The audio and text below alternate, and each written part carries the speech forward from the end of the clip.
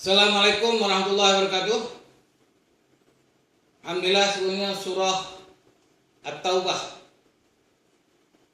Surah Taubah ini dalam perkara yang penting disebut di sini tentang tanggung jawab Nabi. Selain diberi cerita mengenai taubah, manusia kalau ada salah dan silap kalau bertaubat, yang dikatakan taubatan nasuha, taubat yang betul-betul bertaubat, menyesal dan tidak mengulangi lagi perbuatan jahat, itu mentaubat.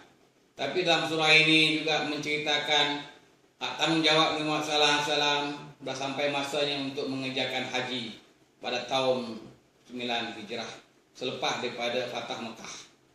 Nabi Muhammad SAW mengerjakan ibadah haji. Jadi ayat di bagian awal ini menceritakan tanggung jawab mengerjakan ibadah haji, dan pula dalam bahasa musim haji itu tidak boleh berlakunya peperangan. Dalam masa 4 bulan orang haji tidak berlaku peperangan.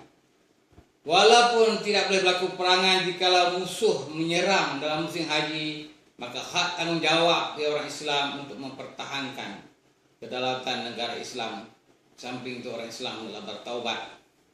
Inilah hubung kait dengan surah ini, sehingga Nabi kita Muhammad SAW dapat menyempurnakan haji dengan yang baik. Tapi selepas daripada melakukannya ibadah haji, Nabi berlakulah ada suatu peperangan yang dikenali peperangan Hunain. Peperangan Hunain ini berlaku kerana ada orang musyrikin yang tinggal di Taif itu berpakat untuk menyerang kota Mekah.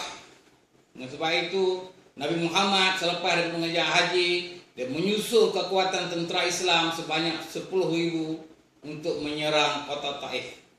Tapi golongan orang musyrikin apabila dia tahu bahwasanya tentera Islam itu ramai, dia cuba mengadakan satu taktik, mengambil kaedah taktik yang pernah dilakukan oleh Nabi dengan mengadakan serang handak.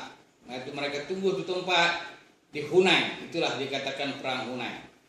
Sebaik saja sampai di Hunain, tentera Islam diserang, maka menjadi keadaan kelam kabutlah seketika menghadapi tentangan pihak musuh. Tapi Nabi Muhammad SAW berjaya untuk menyusun strategi perang.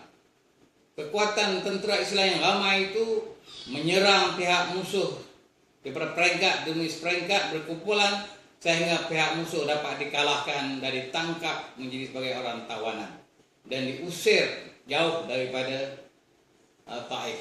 Ini berlaku pada tahun 9 Hijrah dan dicerita dalam surah At-Taubah ini. Inilah di antara perkara penting yang disebutkan dalam surah Taubah ini. Selain itu adalah dalam surah Taubah ini mengingatkan kepada Nabi kita Muhammad SAW dan orang-orang Islam mestilah berjihad untuk memperjuangkan agama Allah. Itu adalah merupakan hak tanggung jawab yang tidak boleh ditinggalkan. Kalau ada pihak musuh yang ingin menyerangkan pihak negara Islam, maka tanggung jawab Nabi Muhammad SAW menyusun kekuatan tentera Islam untuk melawankan pihak musuh. Dan dalam surah ini juga ada perintah mengenai ayat untuk mengenai jihad. Hingga apabila kamu bertemu dengan golongan orang yang untuk menyerangkan Islam, untuk melawankan Islam, itu silalah kamu memerangi mereka di mana saja mereka berada. Itulah perintah jihad, tanggung jawab pada orang Islam, bagaimana jihad dengan harta dan jiwa raga untuk mempertahankan kedaulatan agama dan negara ataupun negara Islam daripada yang dikenali sebuah negara Islam. Al-Islam ya'lu wa la yu'la alaih. Islam itu tinggi dan tidak ada agama yang lain yang lebih tinggi daripada Islam. Wabillahi taufiq wal hidayah. Assalamualaikum warahmatullahi wabarakatuh.